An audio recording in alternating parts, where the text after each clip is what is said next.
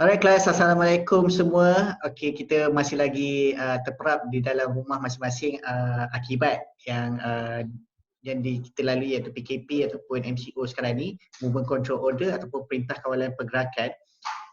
Jadi bila kita nak katakan lockdown ni ataupun kita mungkin terpenjara di rumah masing-masing, cikgu teringat ada satu kisah yang mula cikgu tengok kisah ni dalam bentuk filem and it just wow me. Okay, iaitu filem ni tajuk adalah Count of Monte Cristo.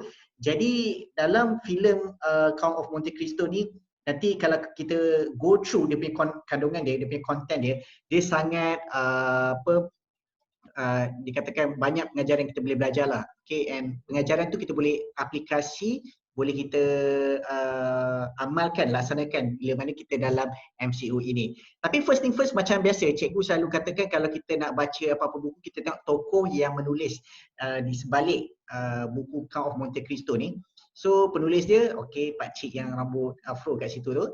So nama dia Alexander Dumas dan dia ni adalah penulis daripada Perancis. Dan dia lahir pada 24 Julai 1802 dan meninggal dunia pada 5 Disember 1870 dan umur yang dia meninggal tu adalah umur 68 tahun. And dia ni is actually pernah menyertai tentera ketika dia waktu muda. Lepas dia habis waktu muda tu, dia menulis beberapa artikel majalah, skrip, drama dan novel yang mendapat sambutan yang hangat daripada masyarakat setempat. Dan satu lagi karya yang hebat iaitu masterpiece dia adalah The Three Musketeers. Ini adalah cikgu rasa kita pernah go through dia punya sort of like cerita filem yang dilakukan oleh Mila Jovovich. The Three Musketeers ni adalah D'Artagnan, dan kita ada cikgu tak berapa ingat lagi dia punya beberapa lagi pahlawan Musketeers ni, iaitu pahlawan untuk mempertahankan Empire Perancis ketika itu. So cerita ni ditulis oleh Alexander Dumas lah. So Alexander Dumas ni dua je karya dia yang agak popular, iaitu The Three Musketeers, dan satu lagi adalah yang cerita yang kita bakal lalui iaitu The Count of Monte Cristo. Okay, dan by the way dia berketurunan Afrika, Alexander Dumas ni. Jadi ramailah yang mempertikaikan kebolehan dia kerana judging, menghakimi daripada keturunan dia semata-mata. Okay, so Count of Monte Cristo ni, latar belakang cerita ni adalah masa 1815 ke 1830, iaitu ketika zaman pemerintahan Napoleon Bonaparte. Well, nak katakan pemerintahan Napoleon Bonaparte ketika itu dia telah di-exile ataupun dia telah disingkirkan oleh keluarga diraja. Okay, dan tempat dia adalah Marseille, Chateau d'If, Perancis dan Itali. Okay, dia punya latar tempat dia. So kita go through cerita Count of Monte Cristo ni berdasarkan Comses, komponen sastra. Okay, so sinopsis dia adalah M1 Dantes, watak utama, sedang melalui sang gembira dengan tunang dia iaitu Mercedes apabila dia telah difitnah sebagai pengkhianat dalam menyokong perjuangan Napoleon Bonaparte menentang keluarga diraja. Okay, so dia kemudian telah dihantar ke Chateau d'If, iaitu satu penjara, dia macam satu pulau ni. Pulau ni dia penjara lah untuk orang-orang ada dekat situ untuk dipenjarakan dan bertemu dengan seorang paderi yang mengajarnya tentang bagaimana nak baca ni, daripada baca dengan mengira sehinggalah ilmu-ilmu ekonomi, fizik dan sebagainya. Okay, dan satu hari Edmond Dantes ni dapat melepaskan diri dan bertemu pula dengan Lanun. Jadi apa yang berlaku selepas dia jumpa dengan Lanun? Dapatkah dia ketahui siapa yang memfitnah dia dan dapatkah dia boleh deliver dia punya revenge atau balas dendam?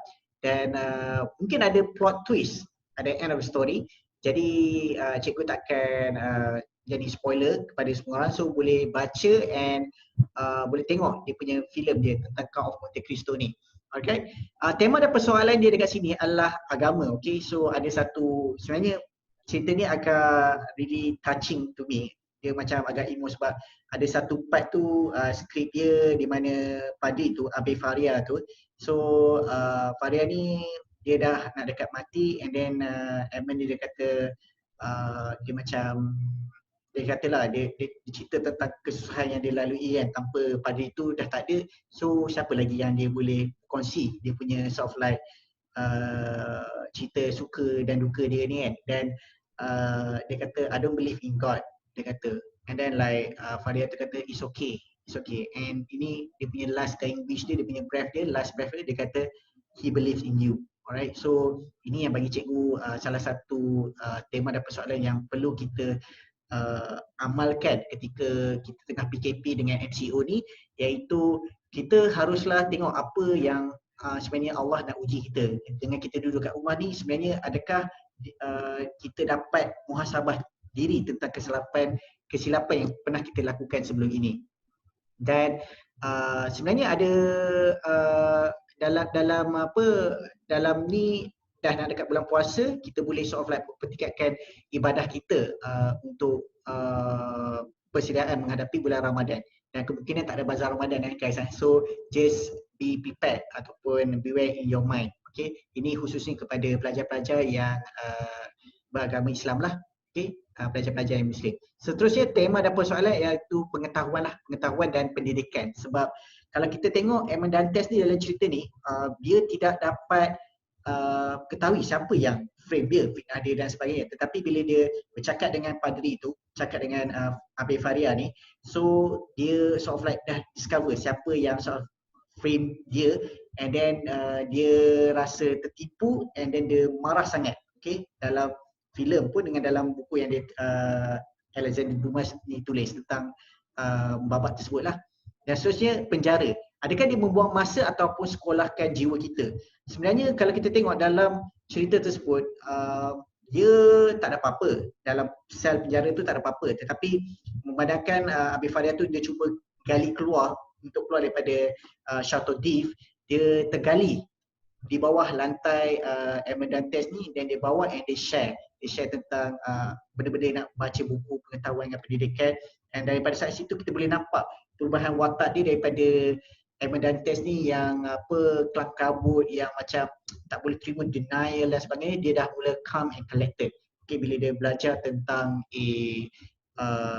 ilmu-ilmu ni daripada padri tersebut lah.